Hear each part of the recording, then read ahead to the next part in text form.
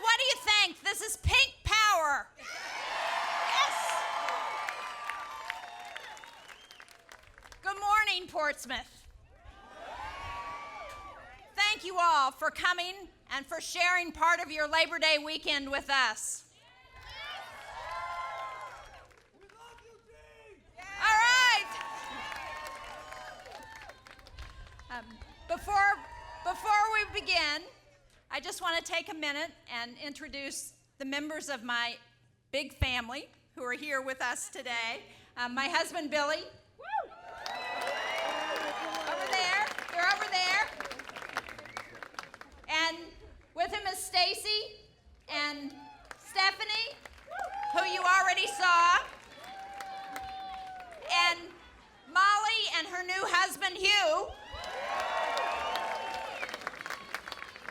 And 4 of our grandchildren, Ellie, Caroline, Anna, and Will, all visiting. Yes. We have 7, actually. Hillary has a ways to go to catch us. I'm here today to endorse my friend Hillary Clinton for president.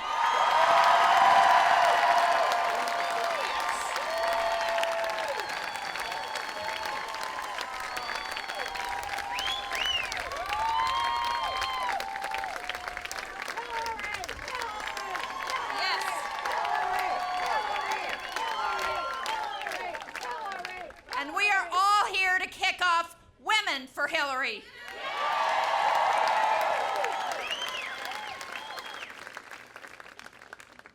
Women are standing with Hillary because Hillary stands with women. On issue after issue, from equal pay to reproductive rights to child care, she's always been there, and she always will be.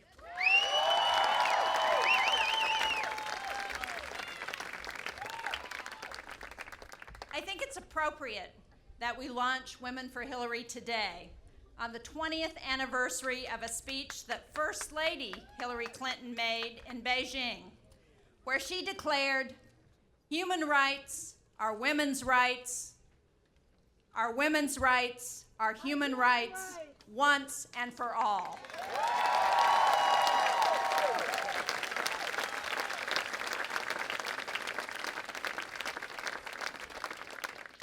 Hillary's clarion call 2 decades ago was a seminal moment for women and girls around the world.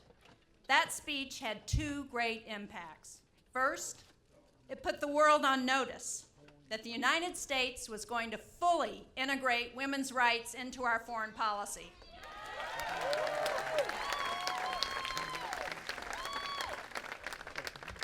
And years later, as Secretary of State, Hillary Clinton again made women's rights a centerpiece of her tenure.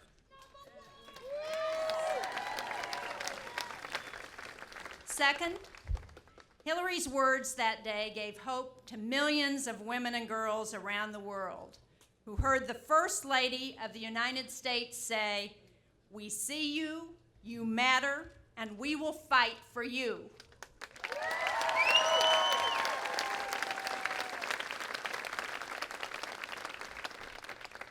To me, that moment really captures Hillary Clinton.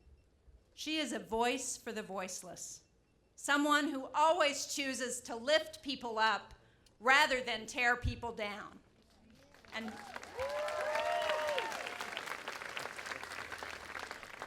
Hillary understands that words do matter. They matter for the First Lady, and they definitely matter for the President of the United States.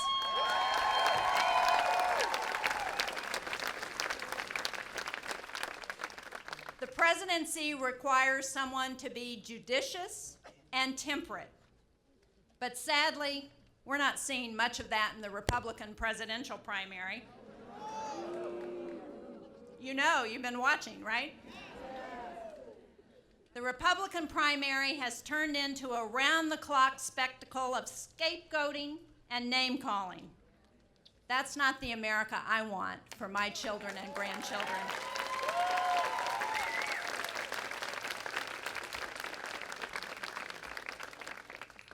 We need a president who speaks to our highest ideals, not to our basest instincts. And it's not surprising that some Republican candidates have saved their most outrageous attacks for Hillary. But here's a little secret they should know. Hillary is as tough as they come.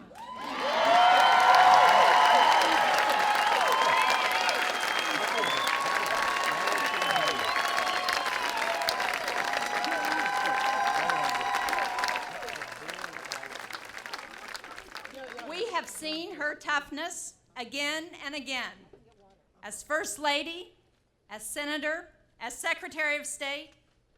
And in these difficult times, we need a president who's tough, not a bully with a glass jaw. So when it comes to being attacked by the Republican field, Hillary's in good company. She will proudly stand with women.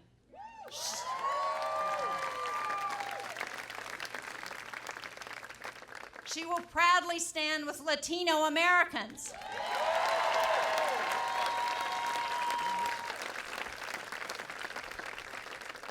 She will proudly stand with the LGBT community.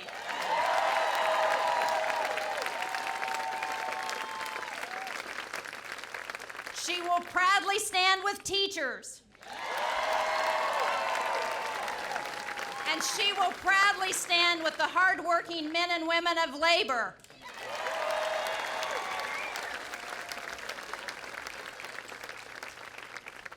Now, Hillary doesn't look for a fight, but neither will she shrink from one if the cause is right. Now, I'm a proud Democrat, like so many of us here, and we have some really fine people running in the Democratic primary. They have great ideas and they have lots of passion, and they will enrich this race. But I choose Hillary not because she's a woman candidate, although I think it will be pretty great to have the first woman president.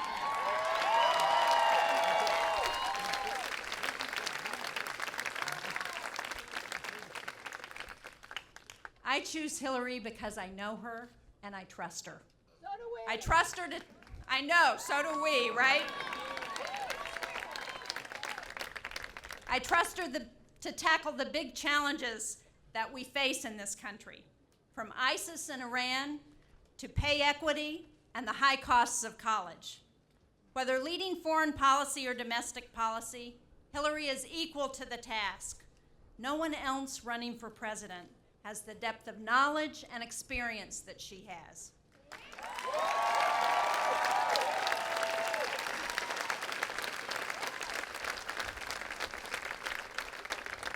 And I trust Hillary to fight for the middle class because it's what she's always done.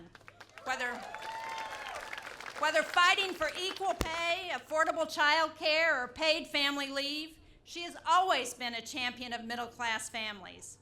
And Hillary has a plan to make college affordable. All you students, right? So that students aren't saddled with debt. And she won't grandstand or fearmonger on immigration, but she'll reach across the aisle and fix that broken system.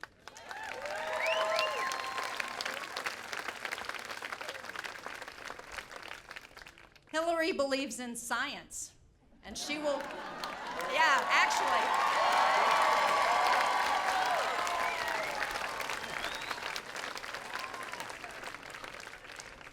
And she will work to combat climate change.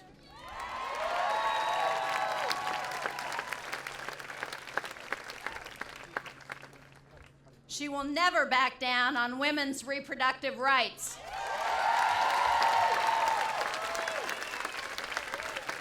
And I will guarantee you that Hillary Clinton is never going to defund Planned Parenthood.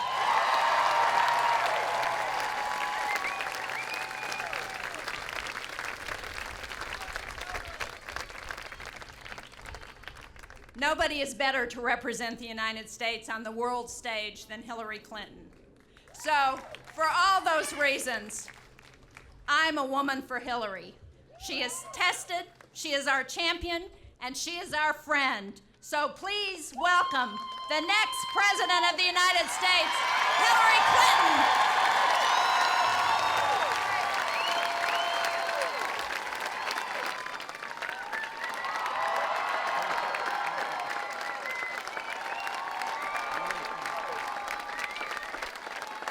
Thank you so much. Oh, I am so thrilled to be here, back in New Hampshire, here for Women for Hillary. I really like the sound of that, and I am so proud to be here with one of New Hampshire's finest public servants, my friend and yours, Jeanne Shaheen. And talk about a great woman leader. Well, Jeanne Shaheen is not only New Hampshire's first woman senator, she's not only New Hampshire's first woman elected governor, she's also the first and only woman ever to serve as both senator and governor in the history of the United States.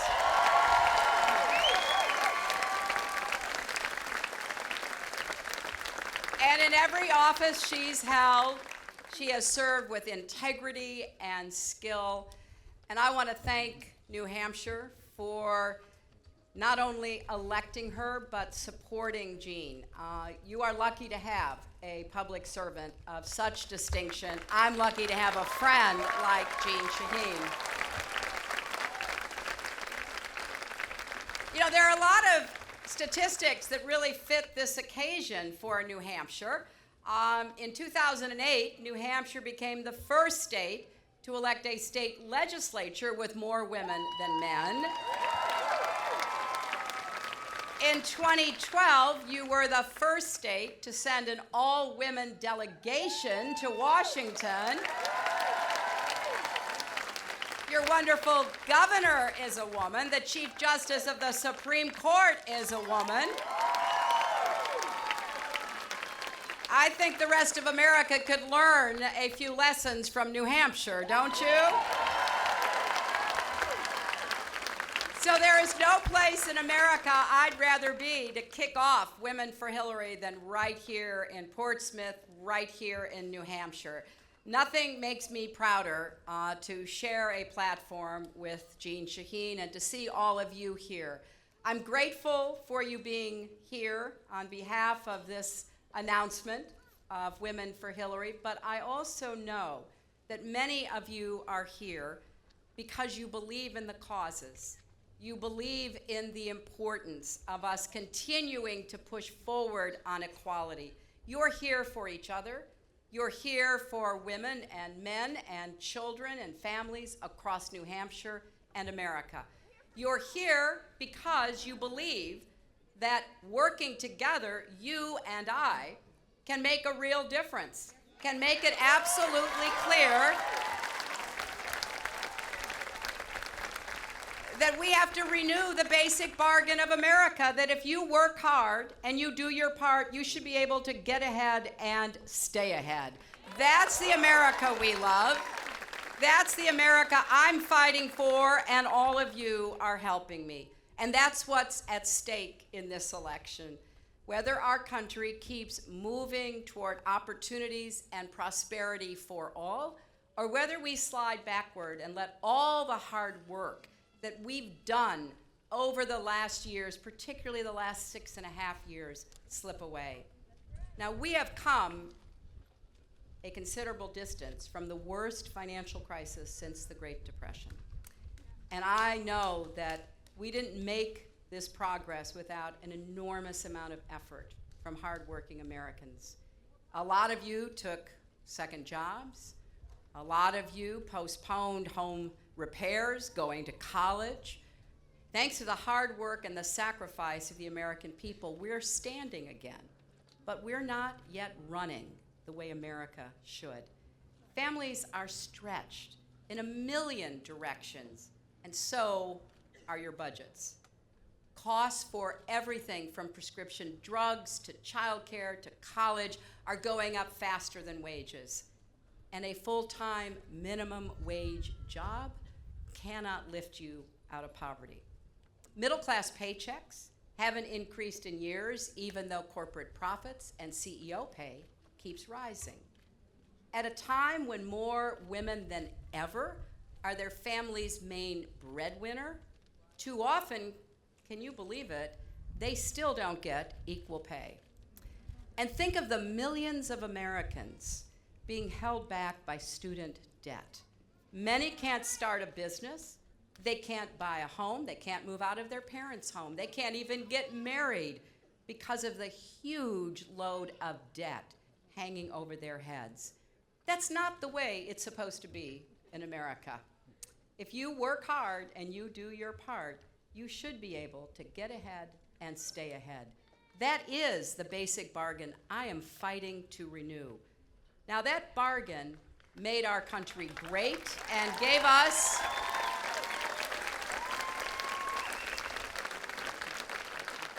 all a chance. We have seen it in our own families, haven't we?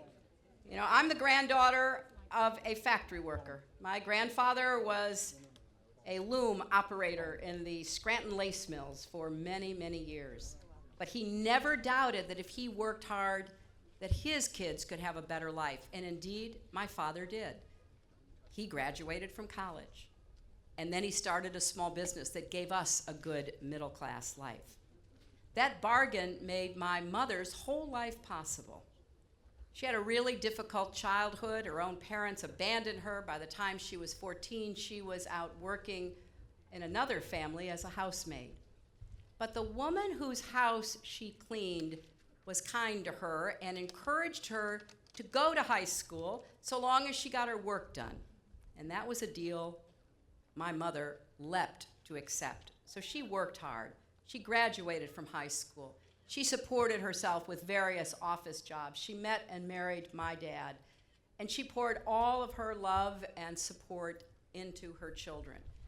She was a wonderful mother and, as my daughter would say, an even better grandmother.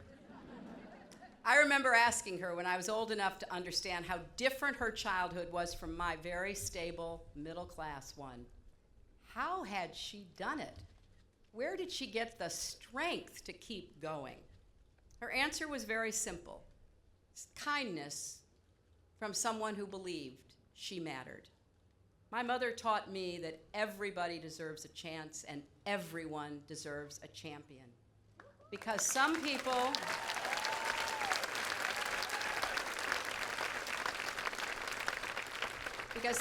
believed in her, she believed in me. And that's why I believe with all my heart in the potential of every single American. That's what that basic bargain means to me. Now, when my husband, running for president that first time, way back in 1992 here in New Hampshire, when he put people first, he made that bargain mean something again in the 1990s. We had 23 million new jobs, a balanced budget, and for the first time in decades, all the American people grew together, not just those at the top, but people at the bottom and people in the middle.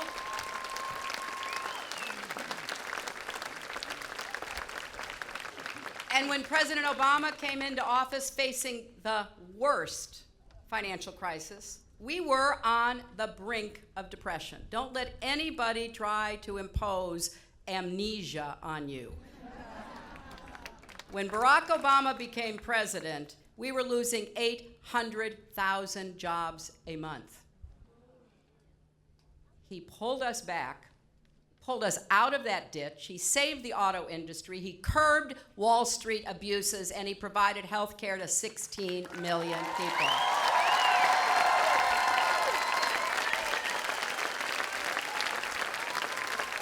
So, to me, the evidence is pretty clear.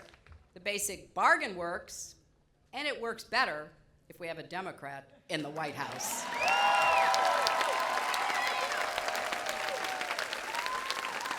If everybody does their fair share and everyone gets a fair shot, our whole country succeeds. And that success doesn't just go to a few people. It's widely shared. We've proved that again and again.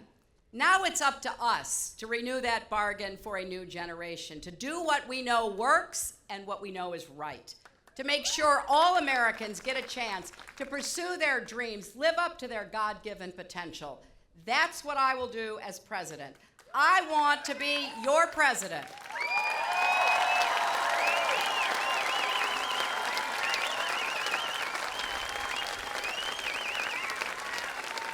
And I will be a president who takes on all the big problems that fill our screens every day, from ISIS to gun violence to climate change.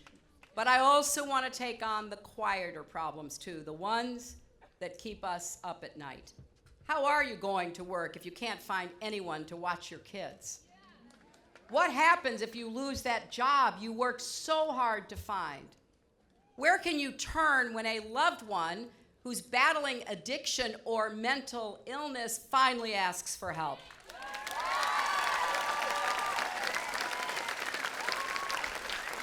Now, based on the many conversations I've been having, I would bet some of you have found yourselves awake in the middle of the night, searching for answers to problems like these. Because as I travel the country, people come and talk to me about their lives. You know, it's a very humbling experience. If you actually listen and you find the space and the time to give people a chance to talk to you as opposed to talking at them, they will share what's on their hearts. I find that an incredible gift. You know, like the single mom juggling a job and classes at community college while raising 3 kids alone. She's doing what she has to do to give herself and her children a better life, and she does not expect anything to come easy. But she asked me, isn't there anything we can do so it doesn't have to be quite so hard?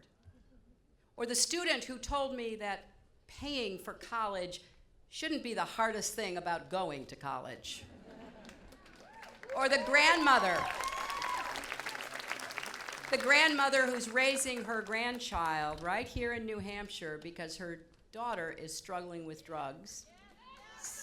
So now she needs to find a job after being out of the workforce for a while, and on top of everything else, she needs childcare. Or the woman who's here today, who told me in a town hall in Dover that she was taking care of both her husband and her mother, who were suffering from Alzheimer's. And what could be done to invest more in research so that we could begin to crack these diseases that take such a toll? These are the kinds of things people share with me every day, challenges our leaders should care about, problems that don't get nearly enough attention. Well, I am paying attention. Other candidates may be out there hurling insults at everyone, talking about what's wrong with America and who's to blame for it. But I'm going to keep doing what I have always done. Fight for you and fight for your families.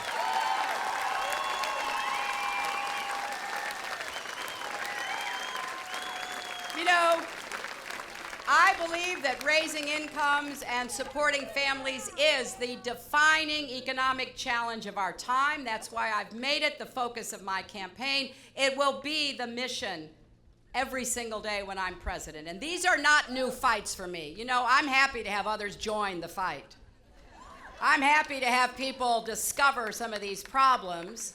My first job out of law school wasn't with some big law firm. It was with the Children's Defense Fund, working on behalf of poor kids, kids with disabilities.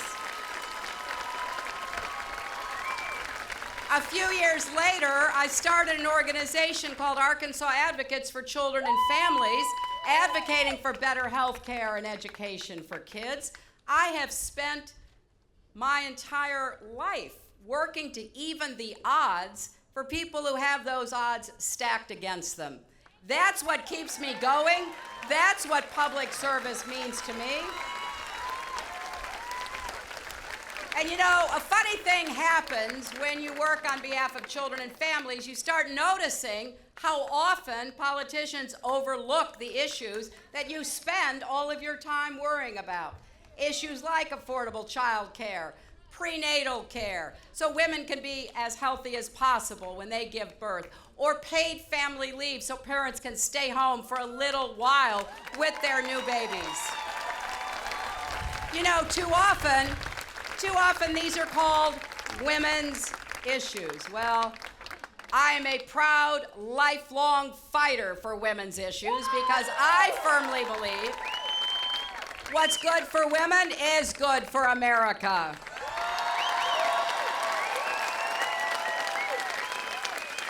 And look at it this way. Childcare is a woman's issue, but it's also an economic issue.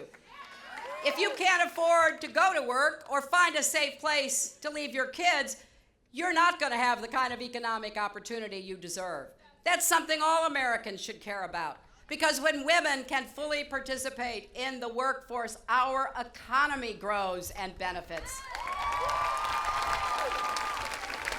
Paid family leave is a woman's issue, but it's also an economic issue. You should not have to lose your paycheck or your job when you have a baby or someone in your family gets sick. And by the way, it's not only women who would like these policies. Plenty of new dads would also like some time to bond with their newborns. And like the young man that I said hello to earlier, lots of sons are taking care of their aging parents along with daughters. Now, of course, equal pay is a women's issue, but it's also an economic issue, and it's about basic fairness, too. Look, we have to just get over this. Women should be paid the same as men, and when they're not, their whole families get shortchanged. And let's not stop there. As far as I'm concerned, any issue that affects women's lives and futures is a women's issue. And at a time when a majority of minimum wage workers across America are women, raising the minimum wage is a woman's issue.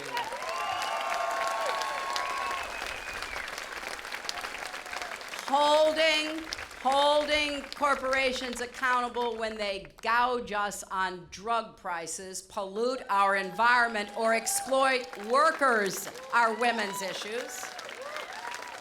Making sure that when a company does well, the people who work at that company day in and day out share in the profits like Market Basket, not just the shareholders and the executives. And at a time when more women than ever are getting higher education, making college affordable, helping people refinance their student debt, and helping students with kids to find childcare, those are women's issues too. And protecting the equal rights of all Americans, no matter what they look like or who they love, that's a woman's issue. That's why I believe, and I will continue to stand up for the basic principle that creating a pathway to citizenship for the millions of immigrants who love this country and contribute to it every day. Fighting to make Social Security even stronger and keep our commitment to America's seniors, because the people who are suffering the most on Social Security right now are women. Insisting that everyone deserves access to quality, affordable health care, and that the Affordable Care Act is here to stay.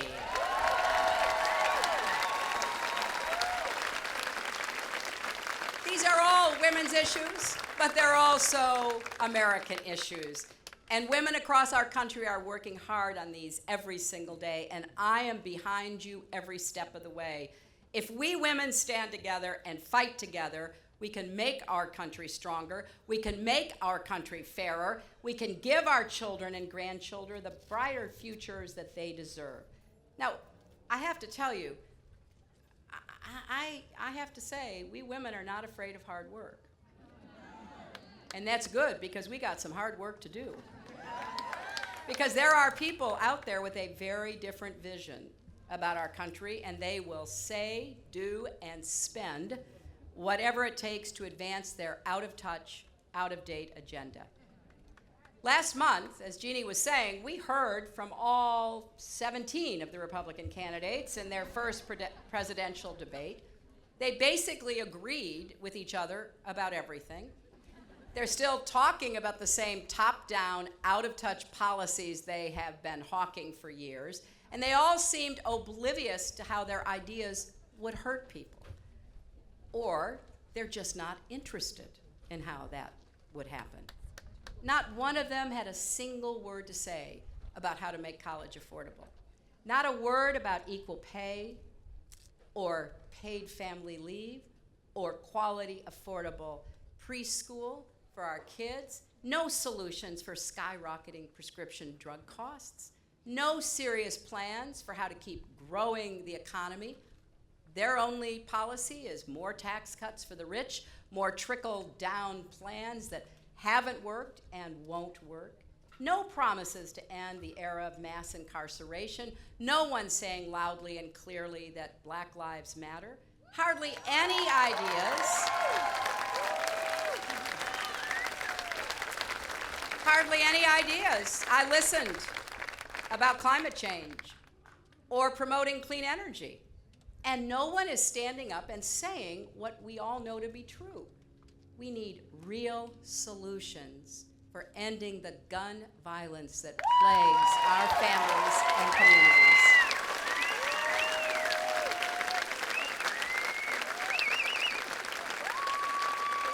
Look, I know well the politics around guns are hard. Many would rather just throw up their hands or give up the fight, but not me. I am not going to sit by while more good people, including more children, die across America.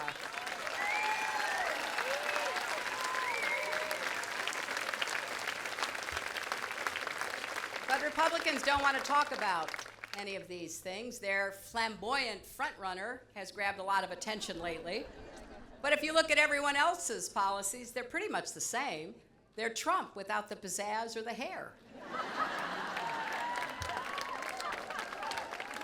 Mr. Trump says hateful things about immigrants, even about their babies. But how many of the others disagree with him or support a real path to citizenship or draw the line at changing the 14th Amendment to the Constitution? You know, somehow the party of Lincoln has become the party of Trump. And that is sad news for all Americans, whether you're a Republican or not. Mr. Trump insults and dismisses women. He's been throwing a lot of heat my way. That's fine, as Jeanne said, I can take it. But I do find a lot of what he says pretty ridiculous. For example, he recently said, I don't have a clue about women's health issues. Really? I mean, you can't make this stuff up. He said he would do a much better job for women than I would. Now, that's a general election debate that's going to be a lot of fun.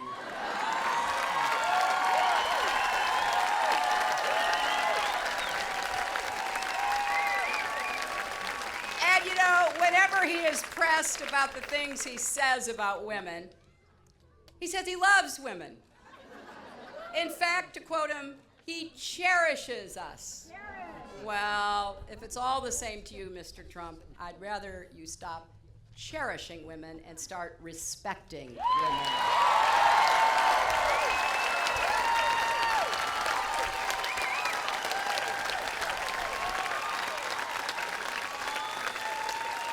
You know, it's pretty clear, as Jeanne said, he wants to bully his way into the presidency, but I want to build people up, build up our country. He's not alone in this, by the way. Senator Rubio brags about denying victims of rape and incest access to abortion. Governor Bush says $500 million is too much to spend on women's health. And when Ben Carson, a medical doctor, was asked if he supports life of the mother exceptions to abortion bans, he said, I'm not sure that's a legitimate argument. And they all want to defund Planned Parenthood. In fact, Rand Paul says of Planned Parenthood, they come up with all these fake things they supposedly do, like cancer screenings. Well, with all due respect to Senator Paul, I'd like him to say that to the mom who caught her breast cancer early, thanks to one of those, quote, fake screenings that she got at Planned Parenthood. And while he's at it, maybe he could talk to some of the women who avoided becoming pregnant because they had access to contraception, or they actually were protected by taking an HIV test. Now, New Hampshire has been dealing with this firsthand. Last month, your executive council cut off funding to Planned Parenthood in New Hampshire. Let me slightly rephrase that. 3 men voted to deny women across the state the health care you need and deserve. It just shows how out of touch and out of date they are too. Now, I know that when I talk like this, some people, you'll probably hear them on cable or elsewhere. They will say, there she goes again with the women's issues. Republicans actually say, I'm playing the gender card. Well, if calling for equal pay and paid leave and women's health is playing the gender card, deal me in.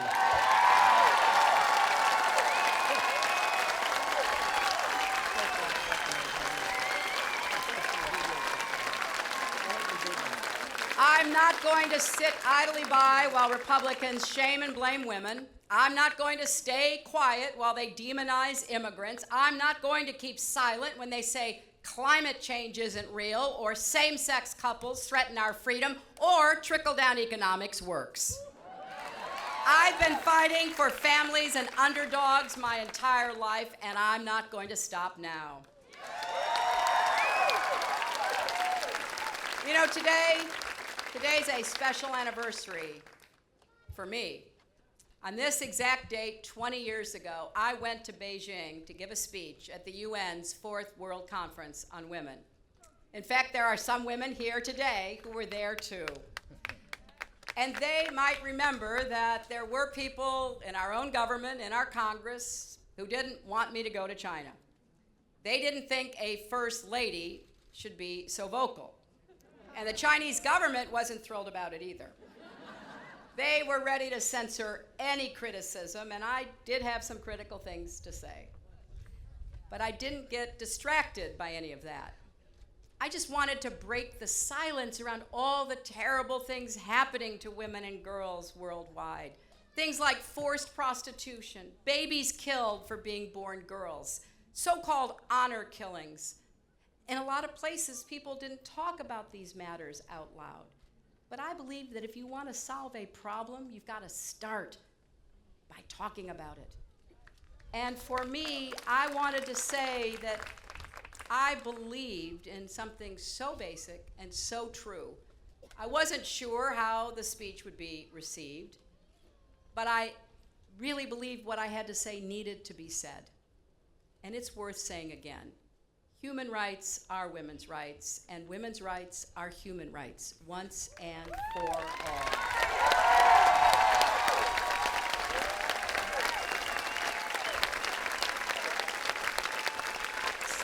So, we've come a long way in the last 20 years, but there's still work to be done to secure women's rights around the world, and that goes for our own country too. We still have more work to do to protect women's health, respect women's choices, ensure that every woman and every girl gets the chance at a quality education. We still have more work to do to make sure women earn equal pay and workers don't have to choose between keeping their jobs and caring for their families. We still have work to do to encourage women leaders in every field, to help get more women elected to office, and to ensure that all ages, all races, all income levels are treated with the dignity that every citizen deserves. And as we approach Labor Day, it's important to remind ourselves that the right to organize and to bargain collectively is a right that helped build the middle class of America. So So let's keep working. Let's work together toward that better future we want for our children and our grandchildren. Let's build an America where everyone, women and men, can rise as far as their talents and hard work take them. Where everyone has a shot at achieving their dreams and living up to their potential. And yes, where a father can say to his daughter, you can be anything you want, even President of the United States of America. Thank you all very, very much.